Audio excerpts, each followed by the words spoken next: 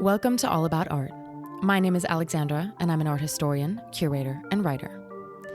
Within this podcast, topics relating to art history, cultural policy, the art sector, as well as a large range of other art-related topics will be covered. Conducting critical discussions, having entertaining exchanges, or just enjoying some relaxing chats, All About Art is where you'll find it all.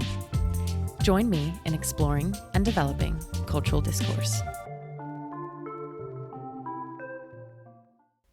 Hi, everybody, and welcome to today's episode of All About Art, where we will be talking about what is curating.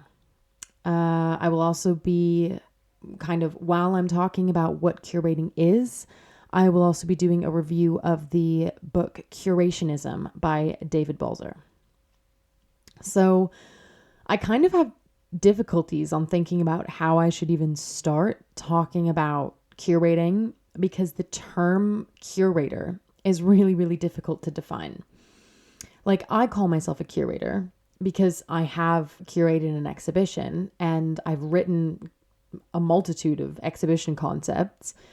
And I also have some formal education in curating because I did a course at Sotheby's Institute, which was a great base to knowing what a curator does. But we also use the phrase curate my digital space, or I've curated my wardrobe, or, I've carefully curated my home. So what is curating? I think we should start with the basic definition from the American Cambridge Dictionary. So a curator is a person in charge of a department of a museum or other place where objects of art, science, or from the past are collected, or a person who organizes and arranges a showing of art and other objects of interest. So curators basically oversee and organize historical objects or artistic objects within an institution. Kind of. I feel like that's how I've understood the word up until now for the most part, but I am also aware that it's more complicated than that. I was listening to a talk the other day, and the moderator made a comment and said a curator is someone who makes the art accessible and culturally valuable. And they also said making it overcomplicated is not useful. And I feel like this statement references two different ideas that also Balzer mentions in his book. And so one of them is the fact that, does this tie curating back to curators being the deciders when it comes to ascribing things with cultural value? Because something that Balzer mentions is this kind of notion of the celebrity curator. So we have the curator as a celebrity, which I would say for anyone who's in the arts, everyone knows who Hans Ulrich Obrist is. HUO, and when someone writes HUO, we all know who is being written about. Or he also, for example, let me just pull the book up, just so that I'm not saying anything stupid here. He talks about Madonna. So he kind of uses this curator as a celebrity, but then turns it around to the celebrity as a curator. And he talks about how Madonna initiated or co-initiated the Art for Freedom with Vice magazine, and it was an online exhibition featuring art by various artists on the topic of human rights. And so it's kind of this aspect of the fact that she is a celebrity kind of gives value and attention to the cause. And obviously she is also acting as the curator, co-organizing and selecting and doing all these things. But then you kind of have to ask, doesn't it then make it pretty superfluous if I'm over here getting an official education in curating, and I'm doing things in galleries and in institutions, and I'm sitting here thinking about the socio-political, developments that are referenced within the artworks and trying to reflect that, when someone like Madonna can come along who doesn't have an art history degree, and gets way more attention for something that she does in comparison to what I do. That doesn't mean that what Madonna did wasn't good or wasn't entertaining or wasn't something that taught people things or opened people up to new things. That doesn't mean any of that. I'm not trying to be negative about it. What I am saying, though, is that there is this bitter aftertaste when, for example, someone like me who spends a lot of time getting educated and really making an effort to bring something different into the arts and cultural realm, while also being aware of what's happened historically. It's, as I said, it almost has kind of like a bitter aftertaste because it's like, well, geez, it almost makes it seem like, oh, everyone can do it. But at the same time, you know, people say that about different artworks. And in that case, it's also about the concept and things. But I'm getting a little bit off topic here, so I'm going to bring it back. Referring back to the comment that I heard in the talk, I'll just repeat it to bring us back. The curator is someone who makes it accessible and culturally valuable, and making it overcomplicated is not useful. So this aspect of overcomplicating things kind of ties into the notion of accessibility. And I'm not talking about physical accessibility. I think that that's something that I'll devote an entire episode to that, because I think that that's a very important topic on its own. But what I'm referring to when I say accessibility in this sense is this aspect of like academic accessibility. So it becomes overcomplicated and it becomes something that's not accessible to everyone when the writing and when the texts become too complex and too academic, because not everyone is going to know what phenomenology means, or I don't know. Not everyone is going to know if we write in this text that these conceptualist ideas that were initiated through the Japanese Gutai movement were what informed Solowitz's practice, which is what's shown in this exhibition. Not everyone is going to know what constitutes Gutai, and, you know, I think that that is definitely something that it then becomes inaccessible, because you have to have had this previous knowledge and education in order to even find a connection to these works. And so personally, I think that it's a curator's job to also make sure that, yes, it's something that will stimulate the minds of academics who know what's gone on throughout art history and who have knowledge of that, but also to be able to be understood and accessed by people who don't have that knowledge. So I feel like there is the curator in the sense of an institutional curator, which is how the dictionary describes it and how I'm referring to it when I talk about it. But there is also something that Balzer mentions in his book. And again, I have to pull up the page. Fun times in a podcast. I'm sure everyone's slowly losing their patience with me. Okay, so the example is Bank of America. Basically, what Bank of America did is they recruited the company's own staff to choose a significant portion of the works in their Montreal offices. So these images were made of these works, PDFs were circulated around the office, and the staff was basically given the job to choose what type of works were going to be exhibited and brought into the corporate collection, basically, because banks like to collect art because, you know, corporate social responsibility and all that. And so basically, again, what I was talking about earlier about when the celebrity becomes a curator, in this sense, the staff becomes the curator. On the other hand, you also have to say, let's go a step back. Let's take one step back. And who selected the images that were even put on this PDF? There must have been someone, an art advisor or someone who had put together what would be suitable and kind of curated, quote unquote, the choice that was left to the staff. That's an interesting thing to think about. But why do we say that we curate things? We often refer to things like, as I said before, like a wardrobe or a home or things that have to do with popular culture. Curate a playlist is one. And I think that it's slowly becoming synonymous with controlling, with organizing, and with styling.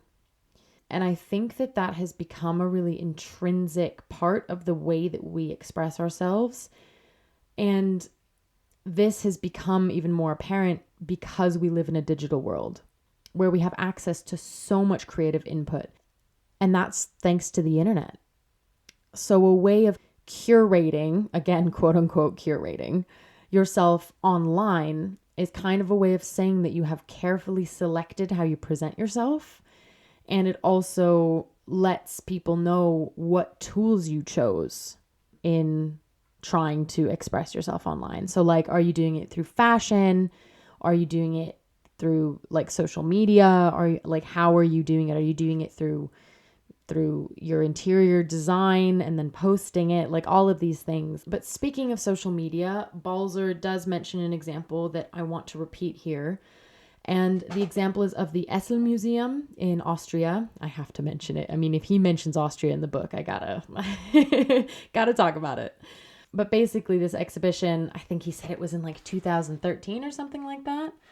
And the Essel Museum gave Facebook users the ability to access images of the permanent collection. And these Facebook users would then give the different images likes, and whatever got the most likes would then go into the show. So in this way, the curator in the traditional sense loses their potential to be any type of deciding factor in what is shown in the arts, how it's communicated to the public, and et cetera, et cetera. And the general public on social media becomes the quote unquote curators. But within this argument, I really do want to make clear that if you would use the word curator in this context, you would be defining it as someone who dictates what appears in an exhibition. And I think that that's quite simplified. I think it's an extremely important aspect of curating, but it's not the only thing that curators do. And on that topic, I want to talk about what a curator is, because we haven't really covered that fully. But since the early 2000s, the curator has to wear many different hats.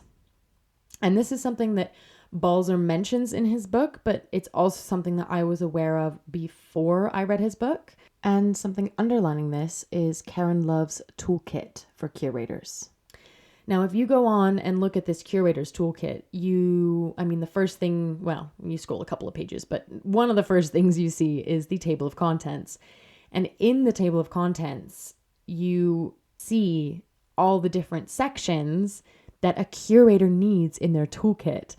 And I'm just gonna list them off for you so that you can get a good idea.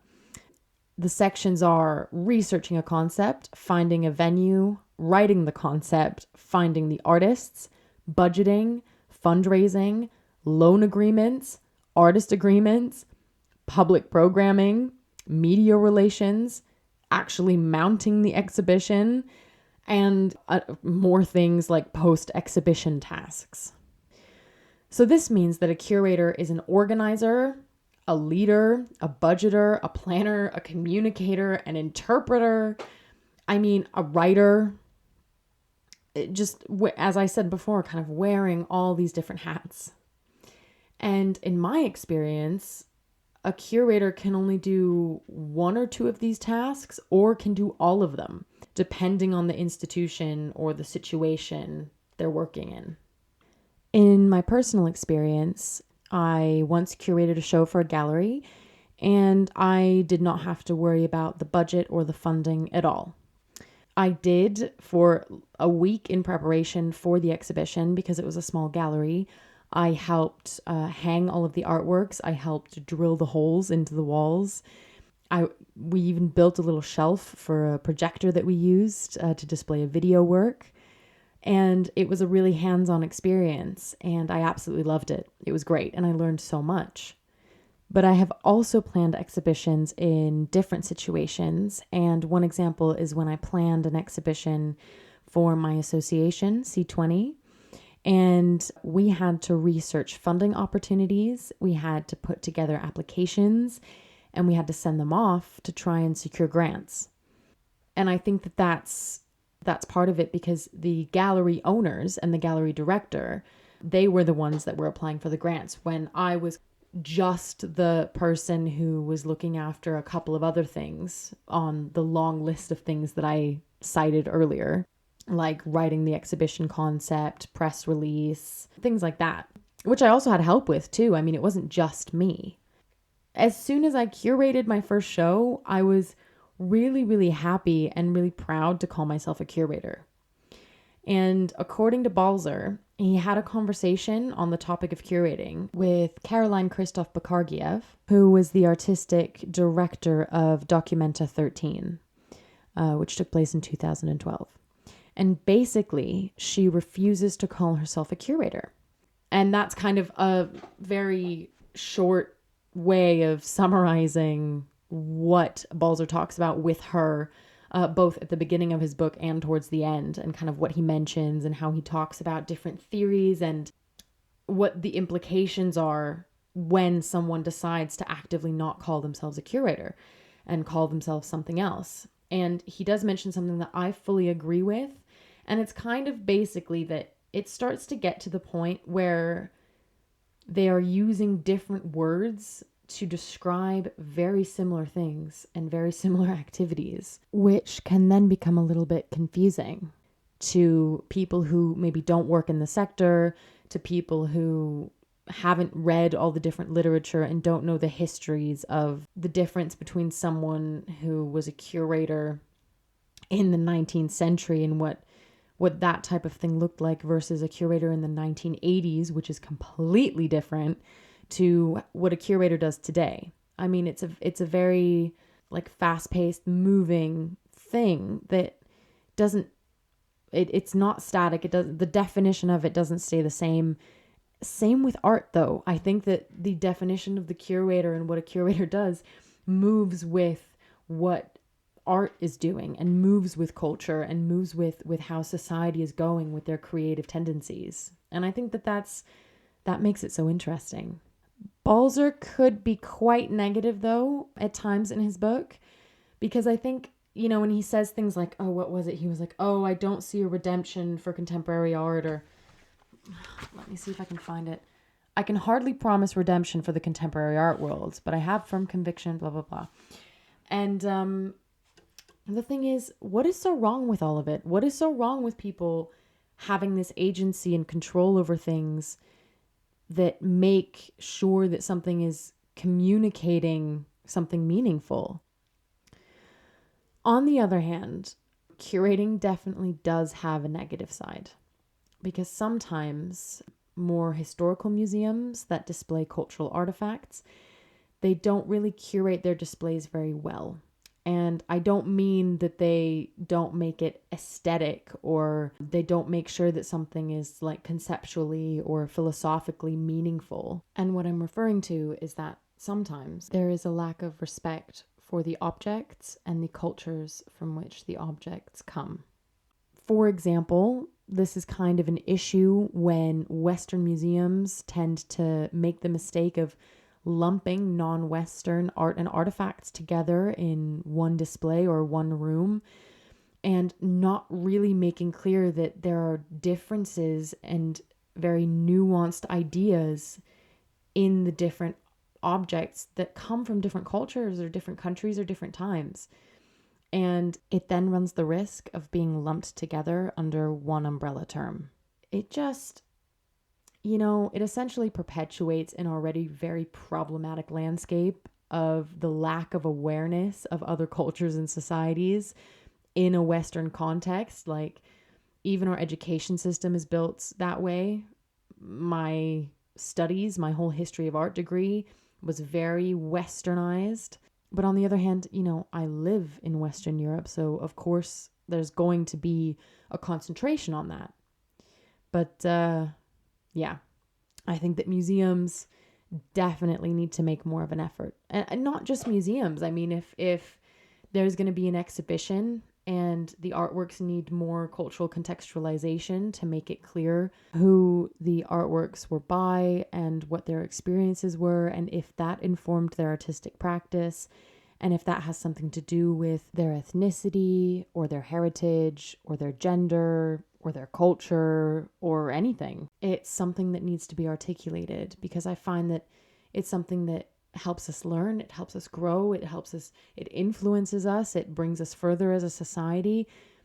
When we talk about these things and when we think about these things, one way of communicating it, not through language, is through art. And I think that that's something that we can do a better job at. It's important to keep these things in mind. And as I'm coming to the end of this podcast, I just want to briefly mention that the last 10 to 15 pages of Balzer's book was pretty much my favorite part of the 130 pages, but I won't say much more about it because that would kind of be taking away from his efforts in writing and producing this book if I just read it for free on this podcast. It would also make this podcast too long. But I do urge anyone who is interested in this subject to pick up his book. I will leave a link in the description for both Balzer's book and for Karen Love's Curator's Toolkit. I hope you enjoyed today's podcast, and thank you so much for listening. And that is it for today on All About Art. If you enjoyed this episode, please leave me a rating or a review, as it helps more people discover the show. Also, feel free to share with your friends, or if you share on social media, tag me and get in touch. Thank you so much for listening.